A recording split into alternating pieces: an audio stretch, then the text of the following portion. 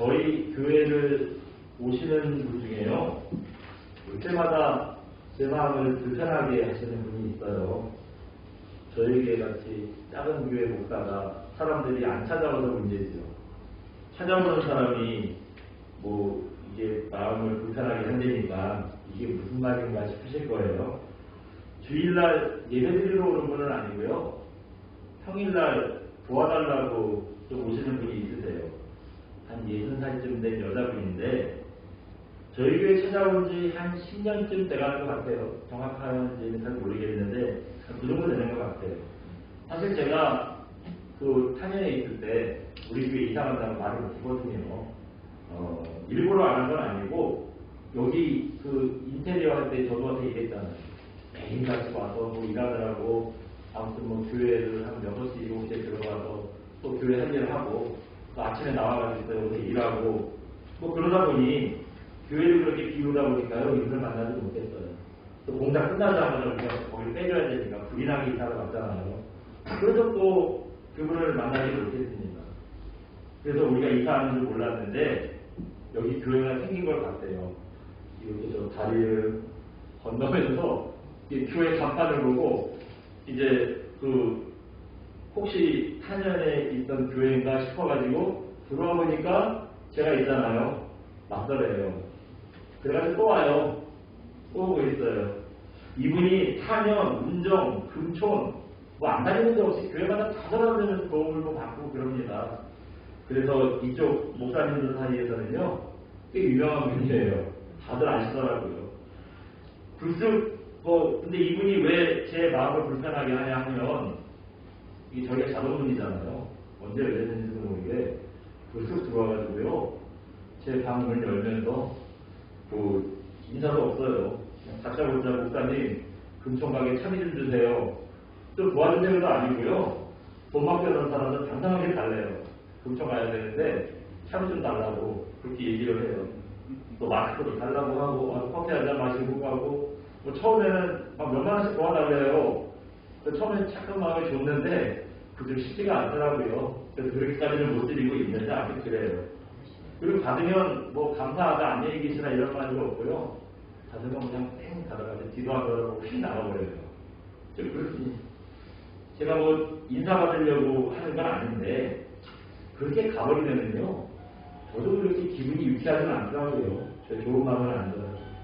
어느 날 이분이 올여름에 너무 덥다고 자기 좀 앉아서 쉬었다가도 안 되겠냐고 해서 그러시라고 했죠. 그러면 같이 앉아가지고 차 한잔 마시는데 이런저런 얘기를 해요. 자기 얘기를 합니다. 대학도 나왔어요. 그리고 고향은 강릉이에요. 그리고 늘 있는 생각은 강릉에 내려가서 이제 생활을 한 거예요. 그리고 더 놀라운 건 아버지가 대학도 드셨대요. 대학도 드셨대요. 그리고 우리죠 진짜는 본인이 그렇으니까 그런 거보다 하는 거죠. 처녀 때 은혜 받고 여의도 승봉교회에서요 매일 찬양했대요. 매일 찬양했다는. 근데 자기가 예전부터 지금도 그렇대요. 계속 정부로부터 감시를 받고 있대요. 이 얘기에서 벌써 이분이 조금 의심스럽죠. 네. 처음에는 아버지가 대학 교수라고 그랬으니까 조금 이분이 좀 아버지가 진보적인 분이었나. 또 우리 옛날에 그런 데 많았잖아요. 그래서 사찰을 당했다는 얘기인가 싶었는데요. 그 다음 얘기를 들어보고 확실히 아니라는 걸 알았어요. 그 다음에 뭐라 그랬냐면 자기가 조용히 목사님이랑도 관계가 있대요. 뭐 그렇다고 여자분이 뭐 목사님이랑 관계 있다니까 뭐 어떤 이런 불건전한 그런 관계가 아니라 아무튼 관계가 있대요. 근데 어떤 일 때문에 조용히 목사님이 눈밖에 났다는 거예요. 그래서 조용히 목사님이 순복음교회 교단들에 다 얘기를 해가지고 전국의 모든 순복음교회에서는 자기를 안 도와준대요. 교회 발목을 붙이게 한다는 거예요. 그래요. 그런데다가 이번에 윤 대통령을 순복음교회에서 밀어줘가지고 대통령을 만들어줬다는 거예요. 그래가지고 이영훈 목사님이 특별히 또 교단에 얘기를 해가지고 정부의 얘기를 윤 대통령한테 얘기를 해가지고 요즘도 아주 강하게 자기가 사찰을 받고 있다고 그런 얘기를 하시더라고요. 그래서 제가 물어봤어요. 그런데 정부에서 왜 사찰을 해요? 물어보니까 그 이유도 얘기를 안 해요. 사찰을 받는 데니까, 감세를 받는 데니까. 그럼 어떻게 감세를 받아요? 쫓아다녀요? 아니면 뭐 찾아와요? 어떻게 감세를 하냐고 그랬더니 자꾸 그런 대답을 안 하고요. 그 얘기만 물어보면 딴 얘기를 돌리는 거예요. 이거 하나만 물어봤죠. 계속 딴 데를 돌려요. 멀쩡한 사람이 그렇게 생각하는 것도 너무 안 됐고요. 그리고 또 여자분인데 집도 없이 한 10년 된 것 같아요. 하루하루 대단해요. 어떻게 사는지 몰라요. 근데요, 깨끗해요. 말쑥해요. 뭐 화장하고 이런 거는 아닌데 어쨌든 집 없는 분치고는 깨끗하게 다녀요. 굉장히 깨끗합니다. 근데 그렇게 집도 없이 10년 가까이 이렇게 참 보험을 청하러 다니면서 사는 게 참 안 됐잖아요. 얼마나 안쓰럽습니까? 뭐 교회 다닌다고 하는데 솔직히 교회들이 뭐 그렇게 꾸준하게 오는 분은 좋아하겠어요. 한대 하겠습니까? 무엇보다도 이부 부모님들이 이제 돌아가셨을 텐데 자기 딸이 나이 먹어서 이렇게 살고 있는 걸 알면은 얼마나 마음이 아프겠어요. 부모 입장에서 참 마음 아픈 일 아닙니까? 뭐 이런 생각 때문에 그분이 오시면은요, 반갑진 않아요. 좀 안타깝기도 하고, 반갑진 않아요. 뭐, 저희도 그렇다고 해서 뭐, 구제하지 말자. 그런 얘기는 아닙니다. 저희도 지금은 그분들이 안 오시는데, 저희 4년에 있을 때 그분 말고도 꾸준하게 두 분이 오셔가지고, 교회 도움을 많이 받으셨어요. 저희가 많지는 않아도 오실 때마다 얼마씩 드리기도 하고, 식사도 좀 사드리기도 하고, 또 어떤 분은 겨울이 됐는데 잠바를 입고 와가지고 막 추운데 왜 잠바 없으세요? 했더니 자기 잠바를 누가 가져갔다고.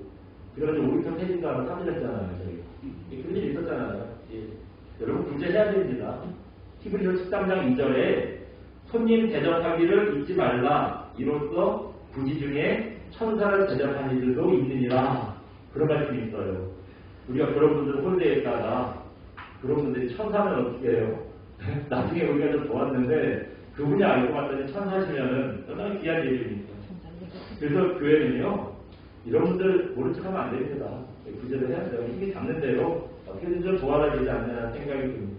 근데 오늘 말씀드리고 싶은 건 뭐냐 하면 구제에 대한 말씀은 아니고요. 우리가 어떻게 살아야 하느냐, 우리 삶의 태도에 대해서, 우리 성도의 삶의 태도에 대해서 좀 말씀을 나누려고 합니다. 여러분, 우리 그리스도인들은요, 다른 사람 물론 도움을 주고 받고 해야 돼요. 하지만 또 이분처럼 그렇게 전적으로 사람들의 도움만 받고 일하지 않고 사는 것은 하나님하고 옳지 않다는 생각이 듭니다. 하나님께서 원하시는 삶의 모습은 그건 아니잖아요. 왜 그게 아닌지 오늘 본문을 통해서 잘 좀 생각해 보겠습니다. 우리 오늘 본문 5절 다시 한번 읽어볼까요? 다시 한번 봅니다. 시작. 눈물을 흘리며 씨를 쏟이는 자는 기쁨으로 거두리로다. 아멘. 눈물을 흘리고 씨를 쏟이는 자가 기쁨으로 단을 거둘 수 있어요. 미련하게 울며 씨 뿌리느라고 힘들게 살지 마세요. 그냥 편하게 적당히 사세요. 그래서 하나님께서 도와주셔서 여러분 편하게 살 수 있습니다. 저도 이렇게 말씀드리면 좋겠어요. 이렇게 말씀드리고 싶어요. 힘들게 사시는 분들 보면 참 안타깝고 저도 기도하면서 왜 하나님이 그렇게 그분이 힘듭니까? 답을 모르겠어요. 그래서 편하게 사시라고 그렇게 말씀드리고 싶은데 성경은요, 단 한 곳도 그냥 편하게 살아라 그렇게 말씀하시는 곳이 없더라고요. 네. 울며 씨를 뿌려야 하는데 여러분, 울며 씨를 뿌린다는 게 얼마나 참 말만 들어도 힘든 일입니까? 예? 그냥 눈물이 찔끔 나는 정도가 아니라 울며 씨를 뿌리라고 하면은요, 그냥 엉엉 울어야 되는 정도로 그렇게 힘들게 울어야 된다는 얘기 아니에요. 네? 엉엉 울면서 일을 해야 한다니 도대체 얼마나 힘들게 살아야 한다는 얘기예요. 아마 그렇게 힘들게 요즘 이제 울고 싶을 정도로 일하라 그러면 요즘에 그렇게 일하려고 하는 사람이 있을까요? 아무래도 요즘 젊은 사람들은 돈보다 사생활이 중요하다면서요. 월급 조금 받아도 되니까 내 사생활이 보장되는 직장을 다니고 싶다면서요. 그런 사람들한테 울며 씨 뿌리고 일하라 그러면은요, 뭐 직장이 여기밖에 없냐고 금방 도망갈 거예요. 그렇지 않겠습니까? 그런데 여러분, 인생이 그렇게 호락호락하지 않잖아요. 우리는 다 일하지 않고 편하게 먹고 살고 싶어 합니다. 그래서 벼락부자를 꿈꾸면서 복권도 사고 주식도 하고 요즘 코인도 하고요. 영혼까지 끌어모아가지고 대출을 받아가지고 또 부동산도 사고 그런 데잖아요. 네. 근데 여러분 어떻습니까? 노력하지 않고 돈 벌기가 참 어려워요. 그게 쉽지가 않습니다. 불경기가 와서 요즘에 벼락부자 꿈꾸다가 벼락돼지가 됐대요. 그런 사람도 너무 많습니다. 하나님은요, 그렇게 노력하지 않고 저절로 잘 살게 될 거야. 나만 믿으면 잘 살게 될 거야. 그렇게 말씀하시지 않아요. 울며 씨를 뿌릴 정도로 수고하는 인생, 성실하게 노력하는 인생이 되어야 한다고 우리에게 말씀을 해주십니다. 근데 여기뿐만 아니에요. 데살로니가후서 3장 10절에 보면은 이런 말씀이 있어요. 한번 잠깐 보여주시겠어요? 네. 같이 한번 읽어봅니다. 시작. 데살로니가후서 3장 10절 말씀. 너희에게 명하기를 누구든지 일하기 싫어하는 것은 먹지도 말게 하라 하였더니 아멘. 예. 데살로니가 교회에 곧 세상에 종말이 올 거라고 잘못된 종말론에 빠진 사람들이 있었습니다. 그래서 그 사람들이요, 이제 종말이 오고 예수님 오실 건데 힘들게 일할 필요 뭐 있냐? 다 교회로 와라. 와가지고 늘 예배드리고 찬송하고 기도하고 주님 오시기만 기도하고 우리 놀고 먹자. 그런 사람들이 있었대요. 네. 근데 놀고 먹으려면 밥도 먹지 말아야 되는데 놀고 먹어도 배는 고픈가 봐요. 예. 같은 교회에서 일 안 하고 놀고 먹는 건 참 얄미운 일이죠. 그렇다고 그 사람도 다 현재 굶고 있는데 모른 척 할 수 없잖아요. 그래서 데살로니가 교회 어떤 사람들이요, 자기가 일해서 놀고 먹는 사람들까지 먹여 살리는 거예요. 그런 일이 있었습니다. 그 소식을 듣고 바울이 한 교훈이 저 말씀이에요. 뭐라 그랬냐? 일하지 않는 사람은요, 먹여주지도 말래요. 먹여주지 말래요. 아주 따끔한 교훈입니다. 하나님은요, 절대로 놀고 먹는 거 기뻐하시지 않습니다. 열심히 일하래요. 그래서 일한 만큼 먹고 살아야 한다라고 말씀을 하십니다.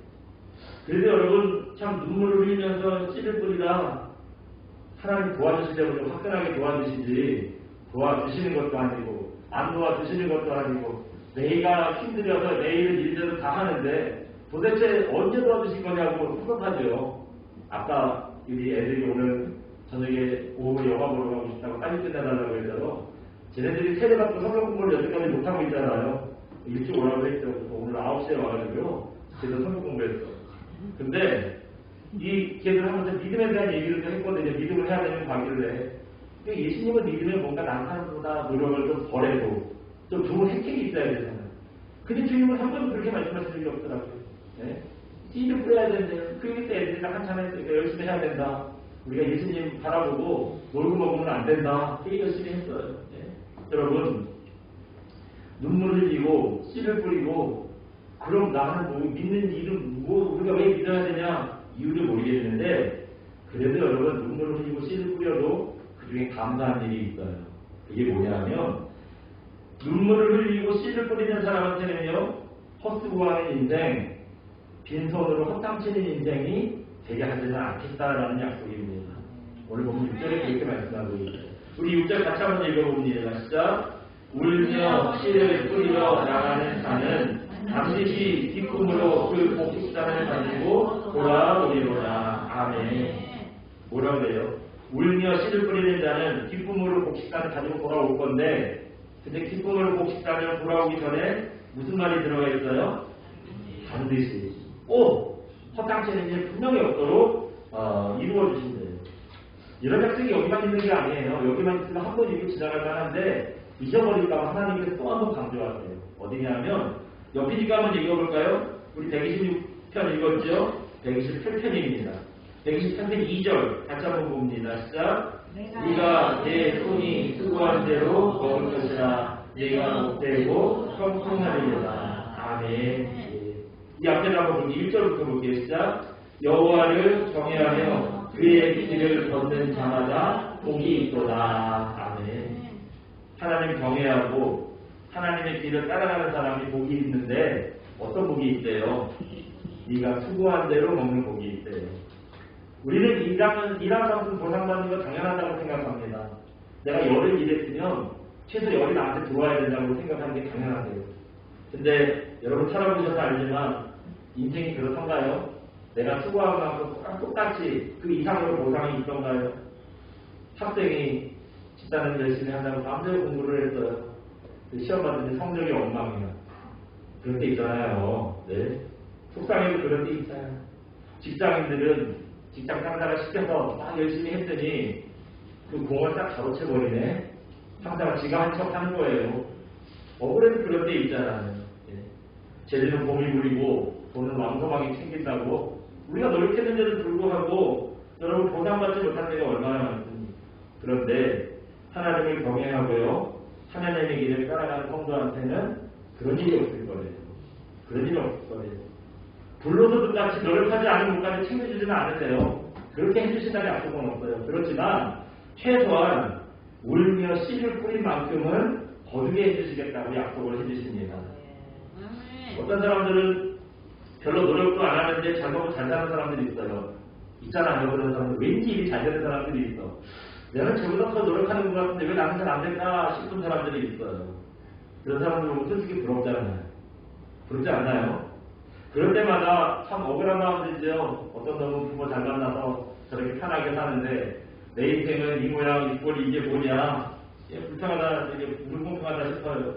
근데 여러분 눈물을 흘리고 씨를 뿌리고 수고해야 한다고요? 억울해하지 마세요. 성실하게 일하면서 사는 것도 정상 아닙니까? 내가 노력하지 않는데도 뭔가 주어지는 것은 그건 비정상이에요. 분명히 나중에 탈이 납니다. 그 온전한 방법은 아닌 것 같아요. 여러분 이런 믿음의 생각을 가지시고 성실하게 한 해를 살아가는 저와 여러분 되시기를 주님의 이름으로 축원드립니다.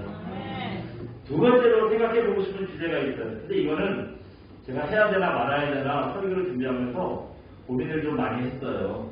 왜냐하면 뭐 심을 했는데 그럼 얼마나 심어야 되느냐 하는 문제를 얘기해야 되기 때문입니다. 얼마를 심어야 되느냐. 아마 이 말씀 보시면 여러분 부담되실 거예요. 그리고 할까 말까 제가 고민했다 그랬는데 왜 목사가 저거 설교를 할까 말까 고민했는지 이해가 가실 거예요. 어디냐면 고린도서 9장 6절입니다. 네, 9장 6절에 한번 더 보여주시겠어요? 같이 봅니다.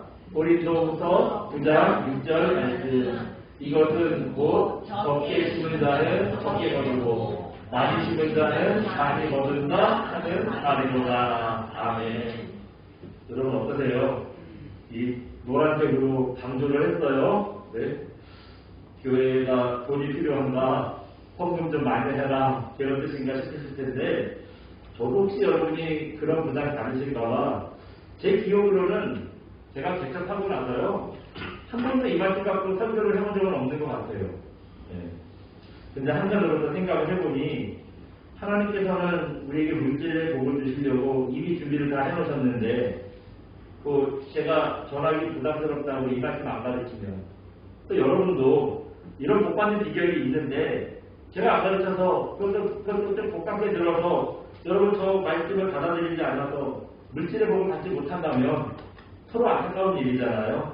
물질의 복을 받고 안 받고 여러분 결정이에요. 제가 뭐 사시라 해서 할 것도 아니고 하지 말라고 해서 하지 않으실 것도 아니니까 그건 여러분 결정하실 일이고요. 저는 그냥 저렇게 고린도서 9장 6절에 써 있으니까 써 있는 대로 전할 뿐입니다. 여러분 적게 심는 자는 얼마큼 거둔대요? 적게 거둔대요. 많이 심은 자는 많이 거둔대요. 예, 여러분 이게 뭐 세상의 원리 아닙니까? 우리 다 어떻게 하기를 원해요? 조금 일하고 많이 벌기를 원해요. 조금 심고요 많이 얻기를 원해요. 세상에 어디 그런가요? 그렇게 할 수 있는 건 남 등쳐먹는 일, 사기치는 일, 네? 이런 일을 뭐 그 사람들도 힘들다 그러더라고요. 본인들이 힘들다고 하는데 그래도 여러분 그런 일 말고는 저렇게 될 수가 없어요. 하나님께서 섭리하시는 세상의 원리는요 적게 심은 사람은 적게 거두는 겁니다. 많이 심은 사람은요 많이 거두는 거예요. 여러분 이렇게 심은 만큼 거두는 게 하나님의 원리입니다. 물론 고린도 후서 9장 말씀이 헌금에 대한 얘기예요. 헌금에 대한 교훈이기 때문에 저거를 우리가 들었을 때 헌금하는 걸로 당연히 듣습니다. 하나님 앞에 얼마큼 드려야 될까? 이제 내 기준에서 많다 적다를 막 따질 때 저걸 또 갖고 저 말씀 때문에 고민을 해요. 고민을 합니다. 근데 많이 심는다는 거는요 꼭 헌금으로만 한정 짓지 말아보자고요. 우리의 노력을 심는 것도 될 수 있잖아요. 하나님 앞에 헌신을 심는 것도 될 수 있잖아요. 우리의 시간을 심고 우리의 마음을 심는 것으로도 생각해볼 수 있지 않습니까? 그렇다면은 저만처럼 공평한 말이 없는 것 같아요. 하나님은 공평하신 하나님인데 생각생각 노는 사람을 많이 주고 열심히 노력하는 사람한테 헛땅치게 하고 하나님 그러시면 안 되잖아요. 내가 많이 노력했으면 노력한 만큼 나에게 똑같이 주셔야 되잖아요. 어떤 분이 시골에 귀농을 해서요 젖소를 키웠답니다. 근데 망했대요. 젖소를 한 1년 2년 키우다 보니까 젖소가 젖이 말라서요 우유가 안 나오더래요. 그래서 이웃집 할아버지한테 왜 내가 망했는지 물어봤어요. 근데 할아버지의 대답을 깜짝 놀랐습니다. 옆집 할아버지가 가르쳐 주는데요. 당신은 왜 망했냐 하면 늘 필요한 만큼만 젖을 짜서 그래. 그렇게 얘기를 하더라는 거예요. 한 병이 필요하면 한 병만 짜서 먹고 또 손님이 와서 한 잔 주고 싶으면 2병 짜가지고 먹고 뭐 먹을 사람 없으면 젖 안 짜고 뭐 이랬다는 거예요. 그래서 안 했다는 거예요. 젖소는요 짜면 짤수록 그 신선한 우유를 많이 만들어낸대요. 네, 그래서 적당히 짜면 안 되고 나올 때까지 끝까지 젖소는 힘들겠지만 끝까지 짜야 된다는 거예요. 계속 짜야 된다는 거예요. 근데 그걸 모르고 자기 딴에는 욕심 부리지 않고 적당히 한다고 한 게 알고 봤을 때 실패의 원인이 됐던 거죠. 물론 뭐 욕심 부리는 일은 좋지 않습니다. 욕심 부리는 것은 하나님 앞에서도 그렇고 세상을 살 때도 그렇고 좋은 방법은 아닙니다. 그런데 어떤 일은요? 어떤 일은 우리가 할 수 있는 최선을 다해서 욕심껏 해야 되는 일이 있습니다. 기왕 노력하려면 적당히 노력하면 안 되잖아요. 많이 노력해야 되잖아요. 정경회장님이 그랬대요. 이 현대 정경회장님이 이 머슴 시절부터 더 이상 내가 할 일이 없다라고 생각할 때까지 일을 했대요. 그러니까 그분은 노력을 그렇게 했다는 거예요. 또 기왕 헌신을 하려면 여러분 적당히 하시면 안 되잖아요. 많이 헌신하셔야 되잖아요. 또 누구에게인가 기왕 마음을 쓰려면 이만큼만 내가 해야지라기보다는 최선을 다해서 그분을 돕고 마음을 써야 되지 않습니까?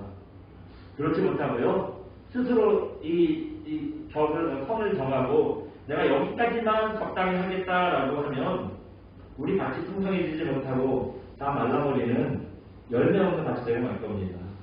그렇기 때문에 여러분 우리 인생 사실 때요. 세상 사람들보다 한 번 더 움직이시길 바래요. 더 부지런히 노력하는 삶이 되기를 부탁드립니다. 노력도 다른 사람보다 한 번 더 하는 거예요. 한 번 더 하는 겁니다. 누구를 돕고 마음을 쓰더라도 할 수 있는 최선을 다해보는 겁니다. 여러분 기도를 해도요. 다른 사람 다 가고 난 다음에 10분만 더 해보는 거예요. 다른 사람 다 가고 난 다음에 10분만 더 해보는 겁니다. 이번 주부터 우리 금요 기도회인데 여러분 이런 기도의 끈기를 좀 함께 보고 나눌 수 있기를 부탁드립니다. 하나님께서는요. 우리에게 이런 성실한 인생 되기를 원하십니다. 오늘 2023년 첫 주일예배입니다.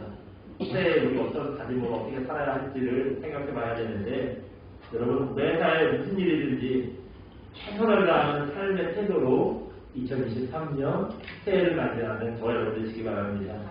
그래서 적게 심은 자는 적게 거두고 많이 심은 자는 많이 거둔다 하는 이 약속을 따라서 연말쯤에는요 우리 하나님 앞에 풍성한 열매를 나눌 수 있는 그런 귀한 종들 되시기를 주님의 이름으로 축원드립니다. 이 시간 함께 찬양하고 기도합니다. 나 주님의 기쁨 되기 원하네 함께 찬양하고 기도하겠습니다.